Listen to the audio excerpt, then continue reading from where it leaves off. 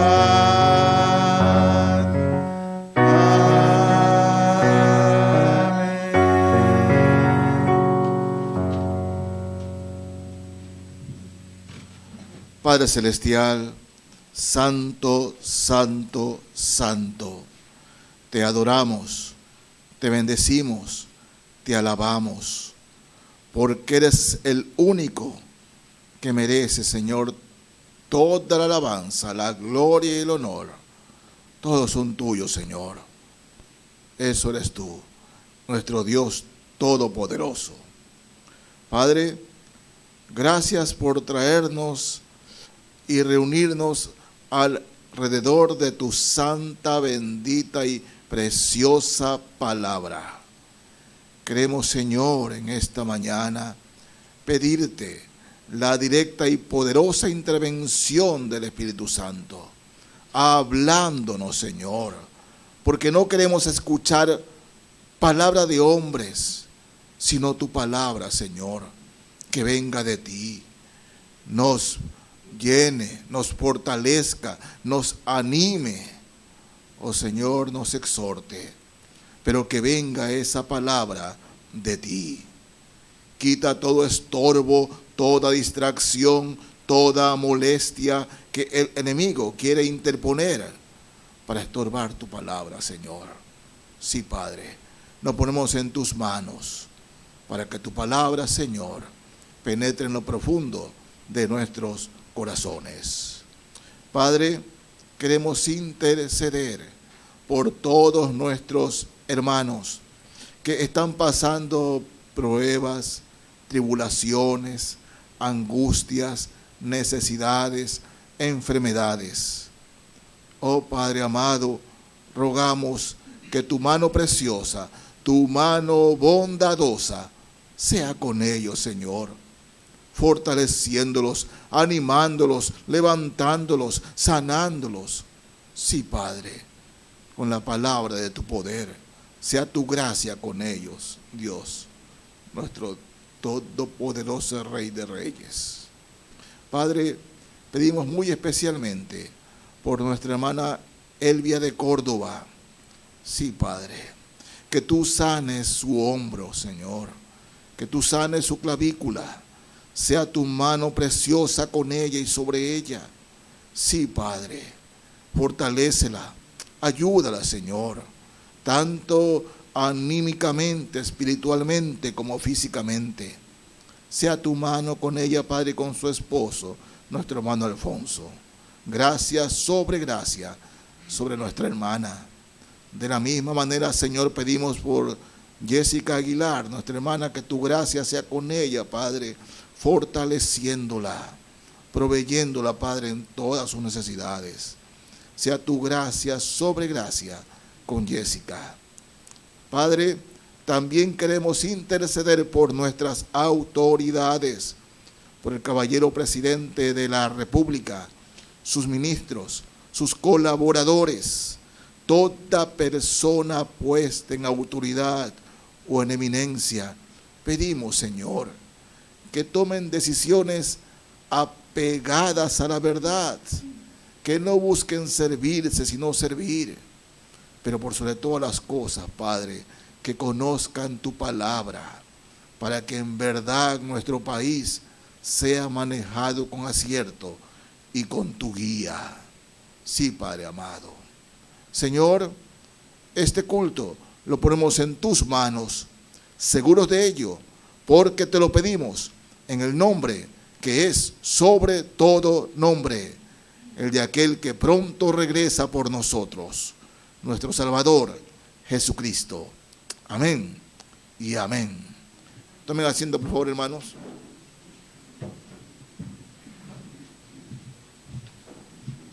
Mis hermanos, realmente es hermoso agradecer a nuestro Dios, y qué mejor hacer con una alabanza, ¿no?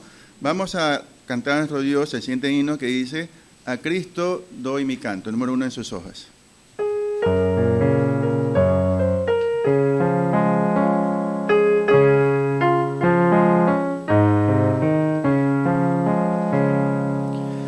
A Cristo doy mi canto, Él salva el alma mía, me libra del quebranto y con amor me guía. Ensalce nuestro canto, tu sacrosanta historia, es nuestro anhelo santo, mirar Jesús tu gloria. Jamás dolor ni agravios enlutarán la mente, si a Cristo nuestros labios bendicen dulcemente. Ensalce nuestro canto, tu sacrosanta historia, es nuestro anhelo santo, mirar Jesús tu gloria. Tu nombre bendecido, alegra el alma mía, tu nombre es mi oído, dulcísima armonía. Ensalce nuestro canto, tu sacrosanta historia, es nuestro anhelo santo, mirar Jesús tu gloria. Viviendo he de ensalzarte, y si abandono el suelo, veránme ir a adorarle los ángeles del cielo. Ensalce nuestro canto, tu sacrosanta historia, es nuestro anhelo santo, mirar Jesús tu gloria. Amén, mis hermanos. Vamos a continuación a escuchar la palabra del Señor con el tema No haga crecer al enano, con nuestro pastor Eduardo Mejía.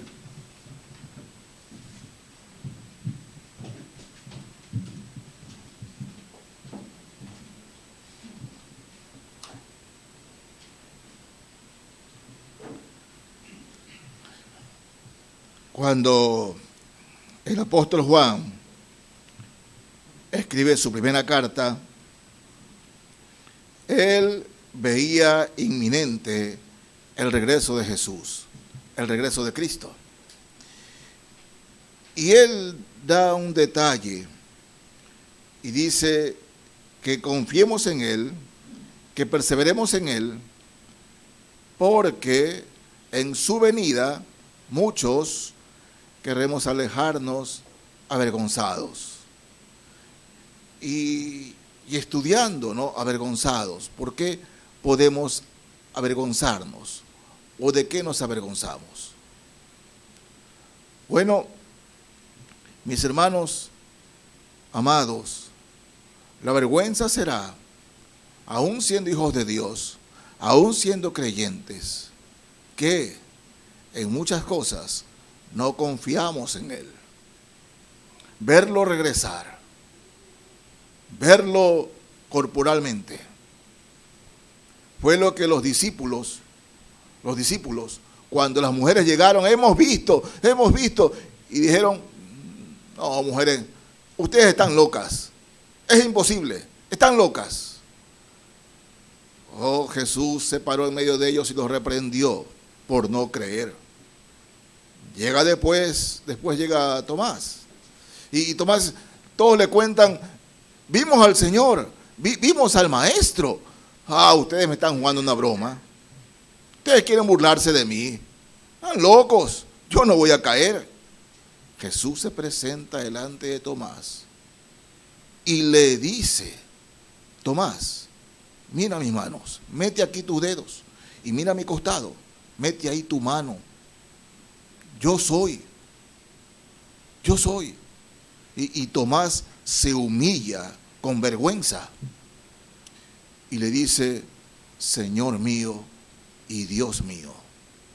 Es que, mis hermanos, estudiando la palabra, uno se da cuenta que lo que el Señor más trabajó y sigue trabajando en nosotros y con nosotros es en cambiar nuestra mentalidad, porque seguimos en eso. Eso es lo que Dios quiere, cambiar nuestra mente, la manera de pensar, porque por naturaleza nuestra manera de pensar, ¿qué es? ¿Cuál es? Bueno, siempre tiende a la derrota, ¿verdad? Siempre a derrotar, al pesimismo. Es la tendencia en nuestra mente. No ser optimistas, sino pesimistas. A mirar siempre el vaso medio vacío y no encontrar un motivo para alabar a Dios por ver el vaso medio lleno. Somos así por naturaleza. Y hay un episodio en la Santa Palabra que lo conocemos todos, por lo menos de manera general. Pero vamos a ver algunos detalles aquí. En el primer libro de Samuel, capítulo 17. Primer libro de Samuel 17. Vean. Dios ha decidido reemplazar al rey Saúl. ¿Y lo va a reemplazar con quién? Con David. Dios le dice al profeta que vaya y busque entre los hijos de Isaí, que entre los hijos de Isaí iba a estar el descendiente, o mejor dicho, el que iba a reemplazar al rey Saúl. Entonces Isaí viene y le presenta delante, ¿no?, del profeta a sus hijos, porque sus hijos eran guerreros, eran hombres de batalla, y los presenta. Y el profeta ve, no, que no tienes otro hijo. Bueno, sí, pero ese es el que cuida a las ovejas allá en el campo. Ese no, ese anda por aquí molestando la vida, pero no debe ser ese. El profeta le dice, tráelo, porque ese es. Y traen a David, el menor, un poco escuincle, rubiecito, y lo unge. Hasta allí, ni él mismo se explicaba. David, bueno, ¿será que el profeta? Pero hermanos amados, los filisteos estaban en amplia guerra contra los israelitas. Y en el campo de batalla había una distancia de 1 kilómetro entre los dos, escúcheme bien, entre los dos, filisteos e israelitas, los dos ejércitos así distanciados. Y los filisteos en verdad eran hombres temibles y de batalla, eran sanguinarios. Eso eran los filisteos, sanguinarios. Y además de eso, tenían a un hombre que medía 3 metros. Y ese hombre que medía 3 metros venía cada vez y cuando y se burlaba e insultaba a los israelitas y al Dios de Israel.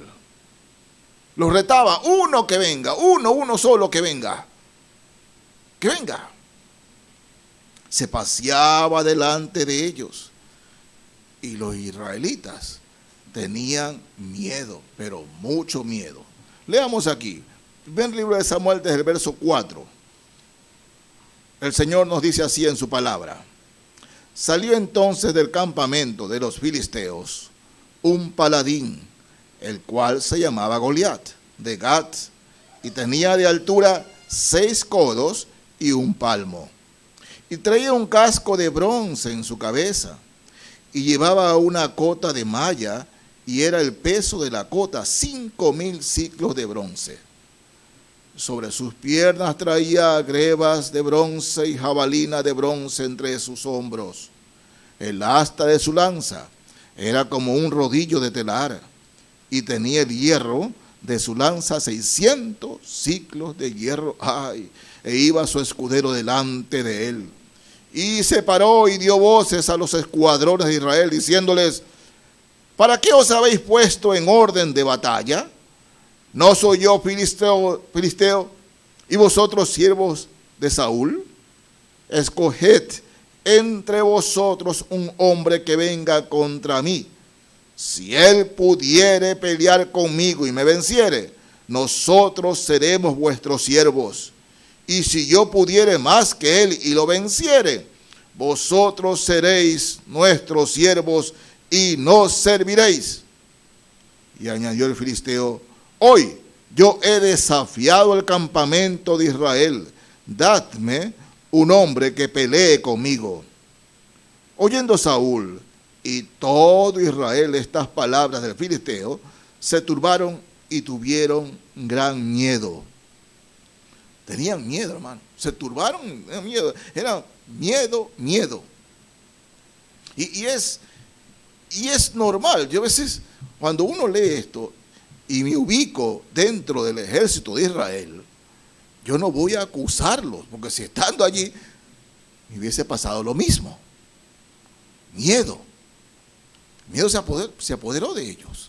Este hombre venía y los retaba y les gritaba y los insultaba. Venga uno. Porque mentalmente ellos sabían que la derrota era cuestión de tiempo. Esperaban ser vencidos. Es decir, ya estaban derrotados. Antes de la batalla, ellos ya estaban derrotados. Y hermanos, eso pasa con nosotros. Cuando llega un gran problema, una tremenda dificultad en nuestra vida, en la cual pasa, nosotros vemos al problema grande. Pero Goliat era alto, pero no grande. Tenemos que tener esa salvedad, hermanos. Era alto, pero no grande. Grande significa, hermanos, en la fe, ¿no?, fuerte de espíritu, fuerte de mente y fuerte fe. Eso significa grande, ¿verdad? Goliat era un hombre alto, pero grande es otra cosa. Grande es Jesús. Él es grande. Pero cuando nosotros vemos los problemas y las dificultades, las vemos inmensas, grandes, insalvables. Si ahora, ¿cómo salgo de esta? Mija, ¿cuándo y cómo salimos de esta? Mijo, ¿cuándo salimos de esta? Mira lo que se nos viene. Y empezamos. Así vemos el problema, como Goliat, grandote. Los israelitas, allí, acordonados, ¿no? Ellos veían, con ese no, turbados y miedo, desde Saúl, desde su rey, turbados y con miedo, ¿no? Reitero, no los culpo, estando allí, lo más probable es que yo haya sido uno de ellos, igualito, y si alguien dice, no, pastor, yo si hubiera sido, hay que estar allí, ¿no? Seguimos leyendo, mis hermanos, fíjense. Primer libro de Samuel 17, ahora leo desde el verso 16. Venía pues aquel filisteo por la mañana y por la tarde, y lo hizo durante 40 días. Y dijo Isaí a David su hijo: toma ahora para tus hermanos un efa de este grano tostado y estos 10 panes, y llévalo pronto al campamento a tus hermanos. Y estos 10 quesos de leche los llevarás al jefe de los 1000. Y mira si tus hermanos están bien o están buenos, y toma prenda de ellos. Y Saúl y ellos y todos los de Israel estaban en el valle de Ela peleando contra los filisteos. Miren, todos los hermanos de David, guerreros, al frente de los filisteos. David, no escondido, su padre no lo dejaba, era un niño prácticamente, era un adolescente, un jovencito. Uno dice, mira, lleva esto donde está el ejército, lleva esta comida a tus hermanos, y mira que estén bien, y regresas y me lo dices, trae una prenda, que están bien. Eso era todo lo que tenía que hacer David, ir y llevar la comida y regresar, era todo. Ah, sí, hermanos, en la fe. Pero cuando Dios tiene planes, tiene planes. ¿Por qué está escrita esta historia aquí? ¿Simplemente para tenerla en la cabeza? No. Hay lecciones que debemos aprender de ellas. Que la mentalidad de los israelitas aquí les infundía miedo y temor porque ellos veían a este hombre, veían al ejército filisteo, un ejército versado en guerra, y además a este gigante, ¿no?, que supuestamente podía a cualquiera de ellos cortarle la cabeza con un estornudo, por decirlo así. Esa era la mentalidad de los israelitas. Pero ahora viene una mentalidad diferente, que es lo que el Señor quiere. Por eso está escrita la historia aquí. Es lo que el Señor quiere de nosotros. Fíjense. Primer libro de Samuel 17, desde el verso 26 leo. Entonces habló David a los que estaban junto a él, diciendo: ¿qué harán al hombre que venciere a este filisteo y quitare el oprobio de Israel? Porque ¿quién es este filisteo incircunciso para que provoque a los escuadrones del Dios viviente? David llega ahí de metiche y escucha todo lo que Goliat decía. Dice: ¿quién es este filisteo? ¿Qué le van a dar al que le vence ese filisteo? Se rieron, hermano. Pero veamos la reacción de su hermano mayor. Verso 27. Y el pueblo respondió las mismas palabras diciendo: así se hará al hombre que le venciere. Y oyéndole hablar Eliab, su hermano mayor, con aquellos hombres, se encendió en ira contra David y dijo: ¿para qué has descendido acá? ¿Y a quién has dejado aquellas pocas ovejas del desierto? O sea, David tenía que cuidar las ovejas del desierto, allá era su lugar. Yo conozco tu soberbia y la malicia de tu corazón, que para ver la batalla has venido. David respondió: ¿qué he hecho yo ahora? ¿No es esto mero hablar? Y apartándose de él hacia otros, preguntó de igual manera, y le dio al pueblo la misma respuesta de antes. Fueron oídas las palabras que David había dicho, y las refirieron delante de Saúl, y él lo hizo venir. David dijo: no, al contrario del ejército entero de los israelitas, al contrario de ellos, David dijo: no.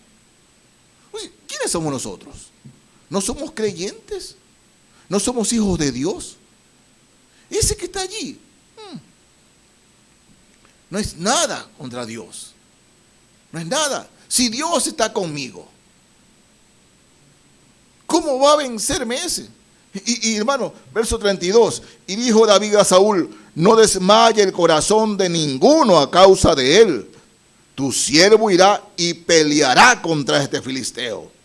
Dijo Saúl a David: no podrás tú ir contra aquel filisteo para pelear con él, porque tú eres muchacho y él un hombre de guerra desde su juventud. Mis hermanos, siempre tenemos a alguien que nos baje la moral. Siempre tenemos a alguien que viene y debilita nuestra fe. Siempre hay. Siempre hay. Miren, hace 2 o 3 años, una llamada de una amiga vieja o vieja amiga. Y creyente, se había convertido al Señor. Entonces me dice, bien que te pude localizar, Eduardo, ¿cierto que tú te operaste corazón abierto? Le digo, sí, mira, también me van a operar a mí, pero me siento angustiada, me siento mal. Dice, no quiero operarme, pero el médico me dice que si no me opero, me va a ir mal. Es peor, que debo de operarme urgentemente. Digo, ¿y por qué te sientes así? ¿No es Cristo tu Señor? Sí. Pero Eduardo, se me acercan a decirme, oh sí, se operan, pero salen mal, no quedan bien. Algunos se mueren ahí en la sala.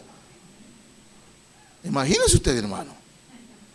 Usted va a operar, siguen personas y en vez de fortalecerlo, vienen y le tiran piedras. No, hay unos que duran más, no te operes, que duran más. Dicen, no te operes. Dice, una prima se operó y se murió. Dice, me siento mal. ¿Verdad que estaba mal, hermano? Me siento mal. Entonces pude ayudarla en el sentido de lo que a mí me sucedió. Mire, pasó esto y otro, pero el Señor, le abrí la palabra. Y gracias al Señor, Dios, el Señor, puso la confianza. Y ella se operó. Sigue hoy. Pero el Señor la animó, la fortaleció. Y Saúl va con eso mismo. No, tú que vas a poder. Usted llega caliente y le tira agua fría. Así a veces, hermano, nuestros amigos, nuestros familiares, en vez de subirnos el ánimo, más bien nos empeoran. Y tengamos mucho cuidado. Cuando estamos en medio de problemas y dificultades, hay muchos que agrandan las dificultades, que agigantan al enano, hacen ver a aquel enano un gigante, porque David así lo veía. Él no lo veía como un gigante, él lo veía simplemente como un obstáculo a pasar, nada más que eso, un obstáculo a pasar. Leamos, verso 34. David respondió a Saúl, tu siervo era pastor de las ovejas de su padre, y cuando venía un león o un oso y tomaba algún cordero de la manada, salía yo tras él y lo hería y lo libraba de su boca. Y si se levantaba contra mí, yo le echaba mano de la quijada y lo hería y lo mataba. Fuese león, fuese oso, tu siervo lo mataba. Y este filisteo incircunciso será como uno de ellos, porque ha provocado el ejército del Dios viviente. Añadió David, Jehová, que me ha librado de las garras del león y de las garras del oso, él también me librará de la mano de este filisteo. Y dijo Saúl a David, ve, y Jehová esté contigo. Oiga, hermano, es que, digo, porque es fabuloso. Mire, David era el menospreciado, era el hijo menospreciado. Cuida las ovejas, cuídala ya. Eso lo había encargado Isaí. Y era el hermano menospreciado. Pero David, por lo que cuenta aquí, Dios lo había entrenado. David era un experto en lanzar la onda. Lo había entrenado. Todo ese tiempo en ese lugar cuidando ovejas. No, David, Dios lo entrenó. Y ese hombre, con toda la experiencia que le dio con leones y osos, lanzando rocas, porque no es que es una piedrecilla, era una roca. Y así clavó a Goliat y tuvo la gran victoria. Así clavó a Goliat. Pero antes de eso, Dios me lo va a entregar. Ese filisteo, Dios me lo va a entregar. ese problema, Dios lo va a resolver. Dios va a vencer. Esa es la convicción que había en David. La mentalidad completamente diferente al ejército de los israelitas. El miedo, hermanos, en la fe es una cosa tremenda, tremenda. Miren, en primera carta de Juan, capítulo 4, primera de Juan 4, leo el verso 18. Juan 4, 18. Dice, en el amor no hay temor, sino que el perfecto amor echa fuera el temor. Tradúzcase miedo, aquí, miedo. El perfecto amor echa fuera el temor, porque el temor lleva en sí castigo, de donde el que teme no ha sido perfeccionado en el amor. ¿A qué se refiere con aquí? El amor echa fuera el temor, porque el temor lleva en sí castigo. Mis hermanos, cuando estamos seguros del amor de Dios en nosotros, como estamos seguros que Dios nos ama, también estamos seguros que Dios va a resolver nuestras dificultades mientras nos pongamos en sus manos. Hay seguridad en el amor de Dios. No, yo sé que Dios me ama. Yo sé que Dios nos ama y me va a sacar de esto, nos va a sacar de esto. Es difícil, pero no es un gigante, es un enano, porque Dios dará en mi mano la respuesta y sobre todo Dios me dará la victoria sobre ese problema cualquiera que sea. Ay, pastor, es que usted no sabe lo que me está sucediendo. Hermano, no agigante al enano. Para Dios nada es imposible. Dice, el temor lleva en sí castigo. No es que Dios lo castiga por tener miedo, no. Es que el temor, el miedo. ¿Qué nos pasa con el miedo, hermanos? No dormimos bien, no comemos bien, no digerimos bien, y viene enfermedad tras enfermedad. El miedo trae muchas enfermedades, y ustedes lo saben. Casi todos los médicos que visitamos dicen, bueno, tenga tranquilidad, tenga tranquilidad. Los médicos dicen eso, ¿no? Porque saben, hermanos, que el miedo atrae enfermedades, atrae. Y eso es lo que dice Juan aquí, el miedo lleva en sí castigo. Reitero, no porque Dios nos castiga, sino que el resultado del miedo nos trae dificultades en salud, en malas decisiones, cambia nuestro carácter. Toda persona con miedo sufre de eso, su salud, su carácter y su manera de ver las cosas. Siendo creyentes, esto nos puede pasar y por eso aquí el Espíritu Santo lo escribe. El temor, el miedo lleva en sí castigo. Viene con castigo. Y miren, en Proverbios, capítulo 29 de Proverbios. Leo aquí el verso 25. Proverbios 29, 25. Dice, el temor del hombre, el miedo del hombre pondrá lazo, mas el que confía en Jehová será exaltado. El miedo del hombre pondrá lazo, es decir, el miedo no deja mover, hermanos. Nos trae mucha mala decisión. A veces andamos con miedo y pensamos ante la gente y decimos, todo está bien, todo está bien, todo está bien. Pero el miedo nunca es buen conductor. Ustedes saben que sin fe es imposible agradar a Dios. ¿Por qué? Porque, hermanos, en la fe Dios nos ha dado, ¿qué?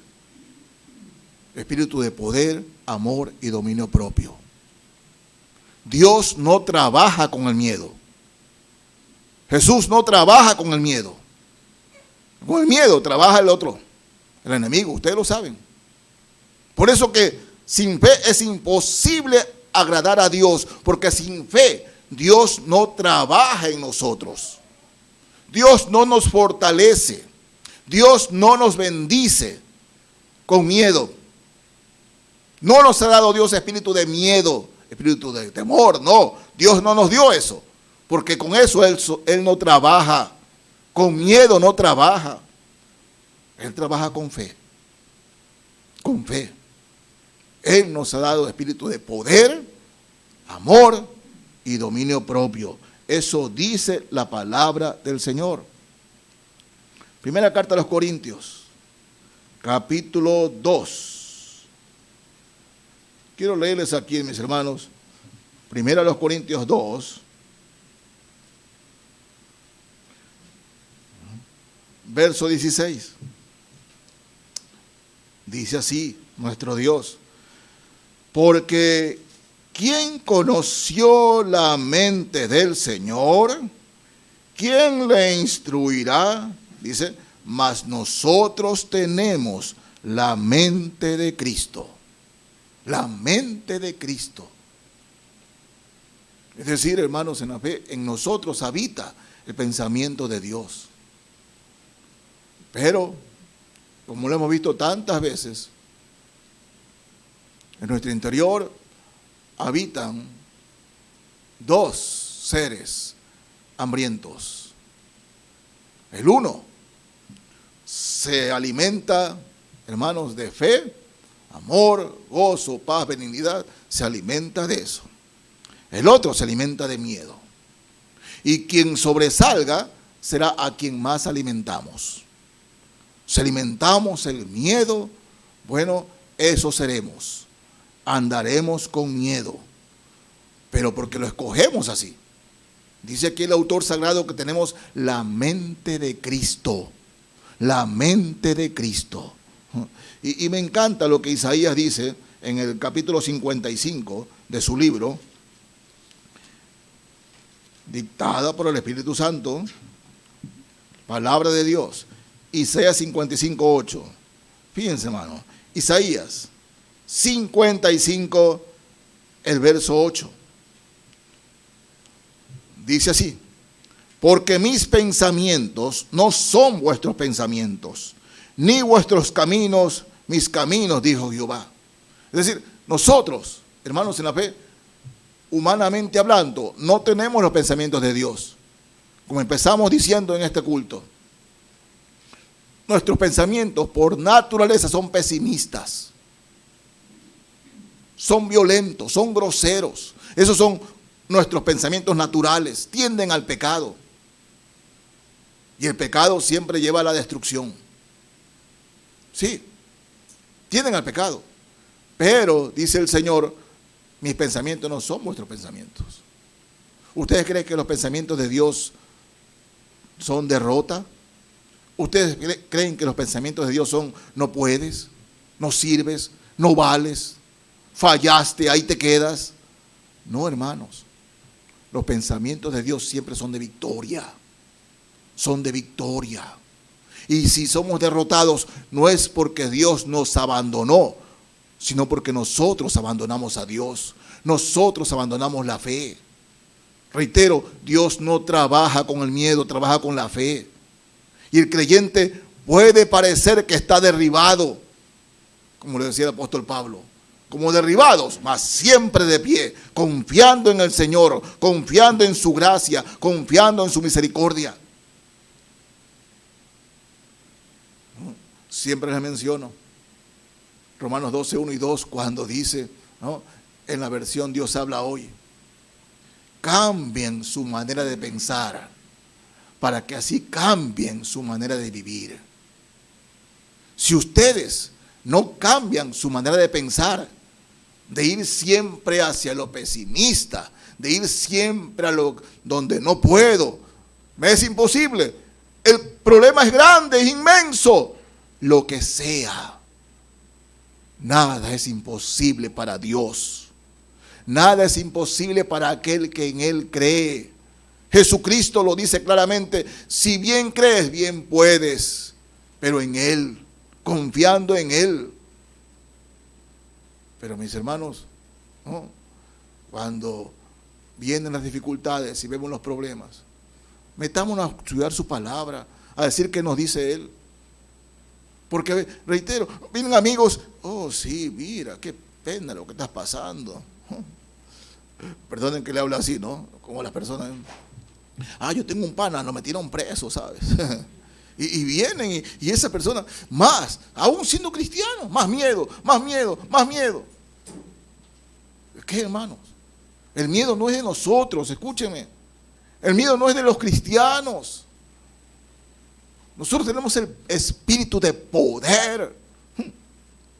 26:3 del mismo libro de Isaías. 26:3. Miren lo que el Señor nos dice aquí. Hermoso versículo. Hermoso versículo. Dice, tú guardarás en completa paz a aquel cuyo pensamiento en ti persevera, porque en ti ha confiado. ¿No es maravilloso, mis hermanos? Tú guardarás en completa paz a aquel cuyo pensamiento en ti persevera. Es decir, Señor, yo sé que estoy pasando estas dificultades, pero yo creo que tú me estás sacando ya. Estaba viendo me encanta ver esos canales del Discovery, especialmente con los animales. Los animales tienen mucho que enseñarnos, hermano. ¿No? Ustedes han visto, seguramente lo han visto, ¿no? Que los monos son verdaderamente molestosos. Molestosísimos. Estaban un mono en un árbol y abajo estaban los leones. Y el mono bajaba y le tocaba al león y se subía el mono. Y el león se desesperaba en furia. En una de esas, le falló la rama al mono. Y el mono cae. Y el león se abalanza.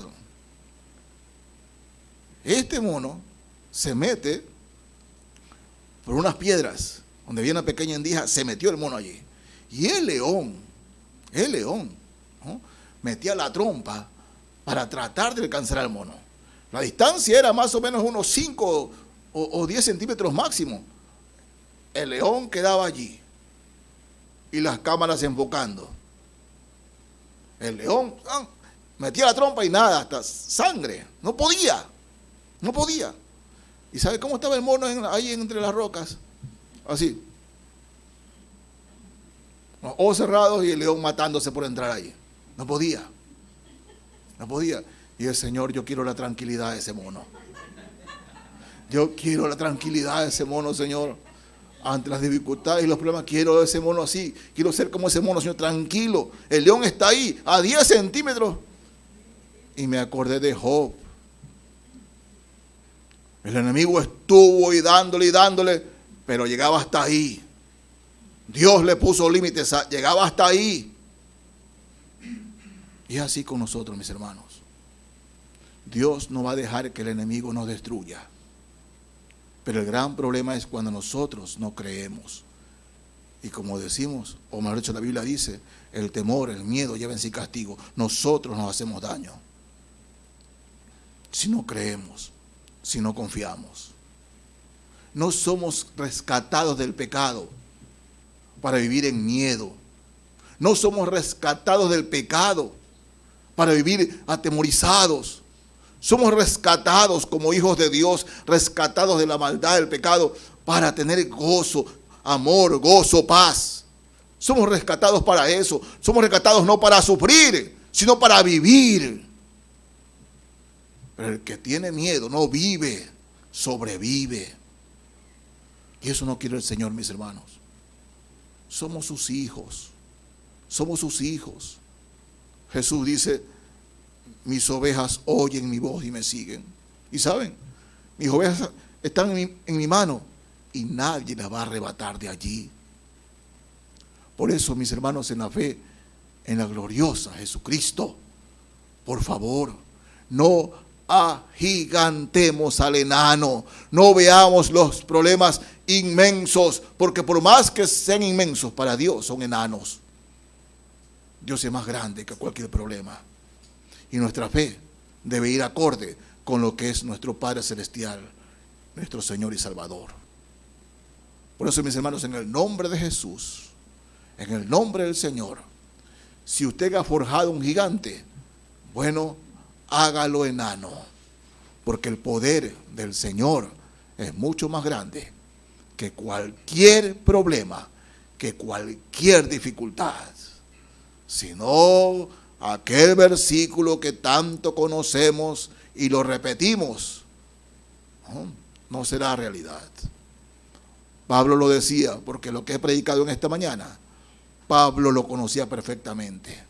Él decía, y lo dice hoy, todo lo puedo en Cristo, que me fortalece. Todo. Con Él todo. Sin Él nada. Que Dios los bendiga, mis hermanos.